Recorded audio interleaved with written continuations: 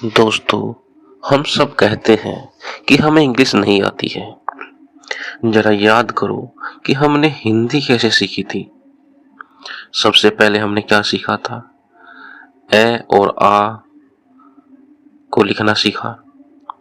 इनके ऊपर हमने पेंसिल से लिखना सीखा।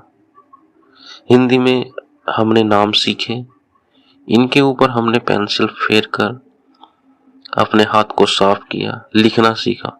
फिर हमने दो दो अक्षर के नट खट चट सीखे। फिर छोटी छोटी कहानियां सीखी, रोजाना इमला लिखी। मात्राओं की गलतियां टीचर चेक करती थी।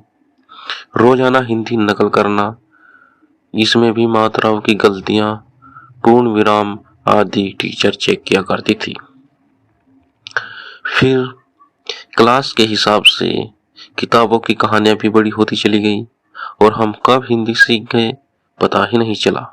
पर हिंदी ग्रामर में आज भी कच्चे हैं।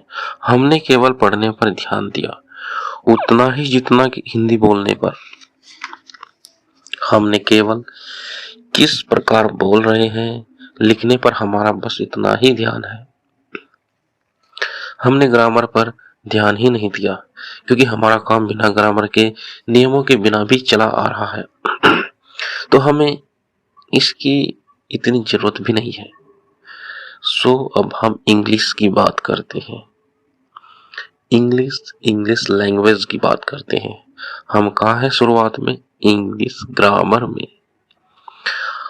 अब बात करते हैं इंग्लिश ग्रामर या इंग्लिश लैंग्वेज के बोलने के बारे में। हमने एबीसीडी सीख ली है। चलो, हर किसी व्यक्ति को एबीसीडी का ज्ञान है। दूसरे पॉइंट पर आते हैं। हम इतने कुशल हैं कि वर्ड लिख सकते हैं इंग्लिश के। अब इसके तीसरे पॉइंट की बात करें, क्या हमने इंग्लिश की छोटी छोटी कहानियां, स्टोरी पढ़ी है, इनको याद किया है या करने का प्रयास किया है? तो हम कहेंगे नहीं। रोजाना हमारी टीचर इमला बोलती थी हिंदी में। क्या हमें कोई इमला लिखते हैं या कोई नकल की प्रैक्टिस करते हैं या कोई स्टोरी पढ़ते हैं और डायरेक्ट हम आ जाते हैं इंग्लिश ग्रामर।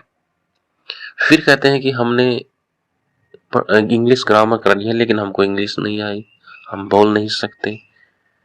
तो दोस्तों, अब आप ही देखिए हम इन पॉइंटों को हमने हिंदी में कैसे कवर किया है और इंग्लिश में हम डायरेक्ट इंग्लिश ग्रामर पर पढ़ रहे हैं।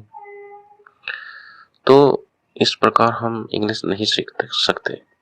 दोस्तों, हिंदी लैंग्वेज, इंग्लिश भी एक लैंग्वेज है, एक भाषा है। उसको सीखने के लिए हमें इसी तरह स्टेप बाय स्टेप मेहनत करनी पड़ेगी, जिस तरह हमने हिंदी सीखने के लिए प्रयास किया है। तब कहीं जाकर हम इंग्लिश लैंग्वेज को सीख सकते हैं, इस पर कमांड बना सकते हैं। जितनी कमांड आज तक हमने हिंदी पर की है, लेकिन हम फिर भी कहते हैं कि हमें हिंदी अच्छी तरह से नहीं आती है।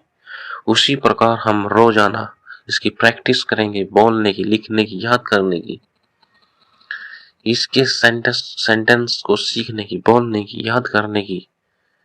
तब कहीं जाकर हम इस पर थोड़ी बहुत कमांड बना सकते हैं। हम इसके मास्टर नहीं बन सकते, जिस प्रकार हम हिंदी के मास्टर नहीं बन सकते। हिंदी की ग्रामर आज भी हमारी इतनी अच्छी नहीं है। उसी प्रकार हमें रोजाना इंग्लिश की प्रैक्टिस करनी पड़ेगी। तब कहीं जाकर हम इंग्लिश को थोड़ा बहुत बोल सकते हैं, सीख सकते हैं। तो दोस्तों, एक भाषा की यही कहानी है।